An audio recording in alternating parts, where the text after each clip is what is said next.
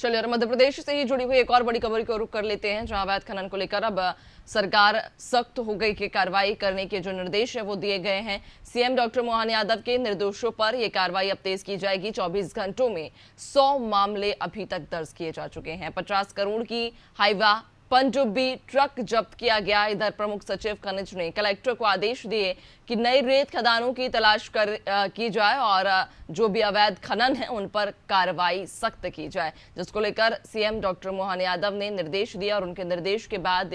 कार्रवाई भी देखने को मिली, जहां 24 घंटे के भीतर ही 100 मामले दर्ज किए जा चुके हैं। यानी कि एक बड़ी कार्रवाई और सतर्क रहते हुए जहां ये टीम काम कर रही है और इसी के चलते जहां 24 घंटे में यानी कि बीते 24 घंटे में 100 मामले दर्ज किए गए हैं। ऐसे में प्रमुख सचिव खनिज ने कलेक्टर को भी आदेश दे दिए हैं कि नई रेत खदानों की तलाश की जाए और उस दौरान जो भी अवैध खनन करता हुआ पाया जाता है उस पर सख्त कार्रवाई हो। इस दौरान 50 करोड़ की हाईवा पनडुब्बी और एक ट्रक को भी जब्त किया है, जहां आपको बता दें कि बीते 24 घंटे में 100 मामले दर्ज हुए हैं। ज्यादा जानकारी लेंगे, सहयोगी दुर्गेश हमारे साथ में लगातार बने हुए हैं।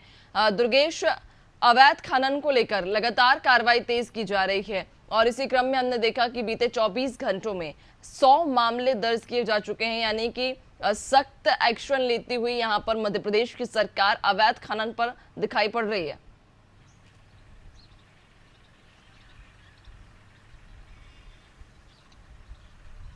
बिल्कुल नैन्सी, देखिए जब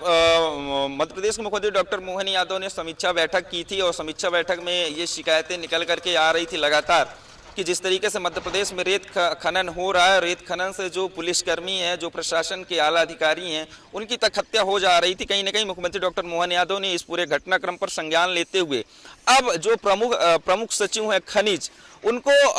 साफ तौर पर निर्देश दिया है कि कुछ भी हो, कैसे भी हो, लेकिन रेत खनन और रेत परिवहन जो अवैध रूप से ये खनन हो रहे हैं, परिवहन हो रहे हैं, उस पर लगाम लगानी, उस पर अंकुश लगानी है। यही वजह है कि जो प्रमुख सचिव हैं निकुंज श्रीवास्तव खनिज विभाग, उन्होंने सभी कलेक्टरों को आदेश देते हुए कहा है कि आप अपने क्षेत्रों की खदानें ढूंढिए, जो नई खदानें हैं जिनका डेटा नहीं है उन खदानों को ढूंढिए और उनके खिलाफ कार्रवाई करिए। साथ ही निकुंज श्रीवास्तव जो प्रमुख सचिव हैं, उन्होंने कलेक्टरों से यह भी कहा कि सितंबर तक हमको पूरी जानकारी चाहिए कि आपने कुल कितनी कार्रवाइयां की, आपके यहाँ कुल कितने अवैध उत्खनन के जो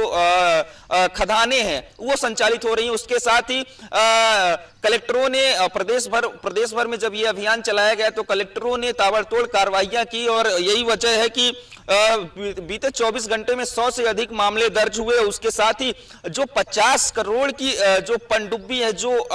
बालू रेत निकालने वाली मशीनें होती हैं, पोकलैंड होती हैं, हाईवा होते हैं, ट्रैक्टर होते हैं, उनको जब्त किया गया है। तो नैन्सी, जिस तरीके से मोहन सरकार सख्त नजर आई है रेत माफियाओं के खिलाफ, उसी क्रम में जो प्रशासनिक अमला है अब पूरी अपनी कमर कस चुका है। और उसके साथ ही अगर हम आपको एक आंकड़ा बताएं तो नर्मदापुरम में 12, सीहोर में 29 और देवास में 23 मामले जो हैं बीते 24 घंटे में दर्ज किए गए हैं। अब देखने यही होगा कि सीएम मोहन यादव की ये निर्देश जो है अधिकारी और कर्मचारी जो जिला प्रशासन है वो क्या केवल 1-2 दिन के लिए पालन करेंगे या सितंबर तक यूं ही अनवरत रूप से ये गतिविधि संचालित होगी और जो अवैध रूप से रेत माफिया हैं उनके खिलाफ किस प्रकार की और क्या क्या कार्रवाइयां होगी, ये देखने वाली बात होगी नैन्सी।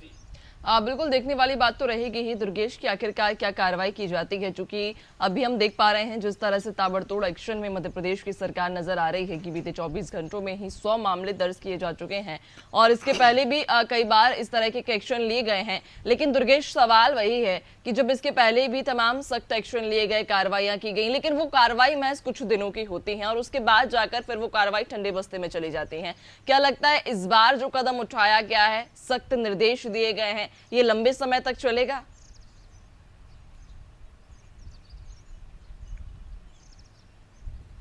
बिल्कुल, देखिए नैन्सी, जिस तरीके से मुख्यमंत्री डॉक्टर मोहन यादव ने कई विषयों पर कई नियमों को बदला है और कई नए आदेश लागू किए हैं, हालांकि वो आदेश कुछ दिन ही धरातल पर टिक सके, चूंकि उसके पीछे की वजह ये थी कि जो नौकरशाही है, जो अफसरशाही है, उन्होंने कहीं ना कहीं बात को गंभीरता से नहीं लिया और बीच में चुनाव भी आ गए, आचार संहिता प्रभावशील हो गई। अब मोहन यादव ने भी कानून व्यवस्था की समीक्षा की है, साथ ही अधिकारी कर्मचारियों की जो रेटिंग है उस रेटिंग पर भी चर्चा की है। अब चुनाव चुनाव परिणाम के बाद जब आचार संहिता हटेगी तो ऐसे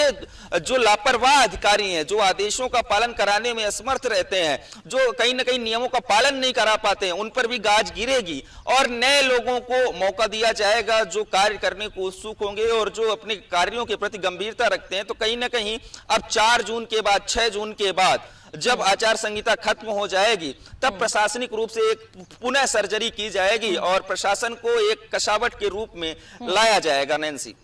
खैर देखने वाली बात रहेगी दुर्गेश की इस बार जो